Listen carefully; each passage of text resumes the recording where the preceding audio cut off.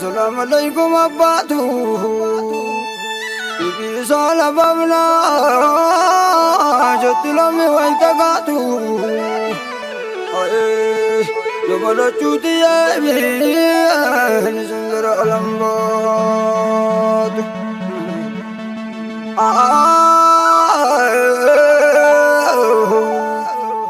Ramata Nanajiyam Baitulai Kanta kalini tiyatu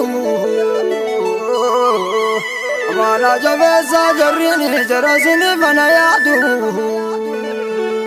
Tatriten Yomala chuti aibin Singira alambot Amana